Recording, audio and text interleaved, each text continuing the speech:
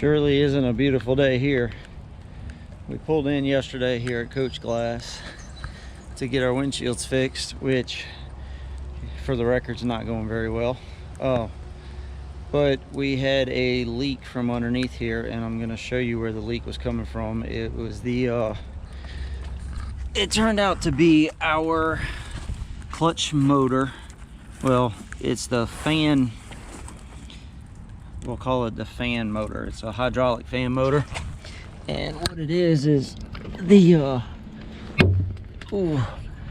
what spins the fan here, it's about to drip right on my face, but what spins the fan here is this motor, and it's ran by hydraulics, which is the same thing that runs your power steering pump on this coach.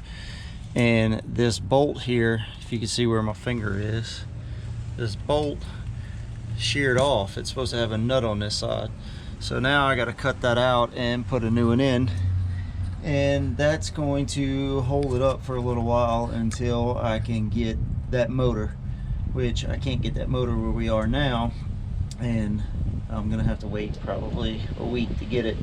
So I'm gonna do that so this fan clutch doesn't or the fan itself doesn't keep wobbling and leaking even more. So that's what I'm going to do right now, is cut that bolt out and put a new one in that I got from Home Depot. Alright, so that's the head that I cut off. In case you're wondering, it's a 5/8 bolt. So now as soon as that cools off, I can pull the other side out and we'll do that. But here you can see if you can see it moving. Hang on. Kind of see a little bit. Anyway, that's what's leaking, so that pump needs to be changed out. All right, so I'm gonna swap that bolt out, and then I'm gonna show you where the reservoir is, and there's a filter in there that I need to go get too if Napa has it. I checked with them earlier and they didn't have the actual filter, but I called Spartan and got a filter number, so we'll see if the one they gave me works. All right, now this is the reservoir here, and then that's the filter inside that needs to be changed.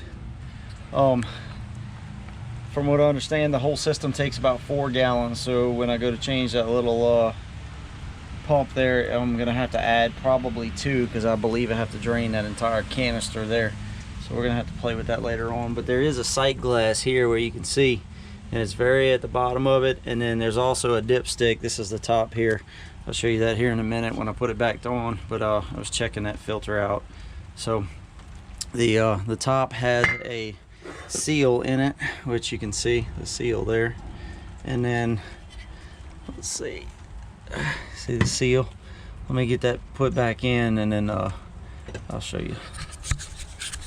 Tighten this back down, but the top goes on, and then you got a nut that's welded on here with the bolt, and then here's the dipstick, which I need to clean that off and double check it. But if you can read, it's got full, cold, and add.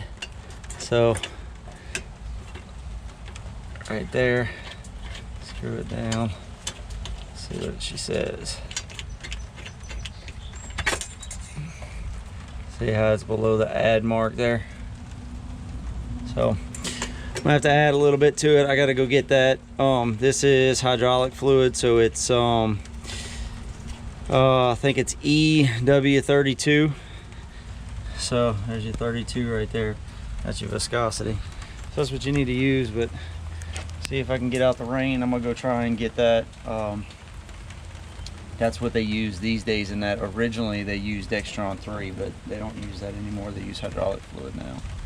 I'm gonna go get that, top that off, and we should be good with that little part, hopefully. And then I'll try to put out another video when I change the pump. We'll see how that goes. Wish me luck. Later.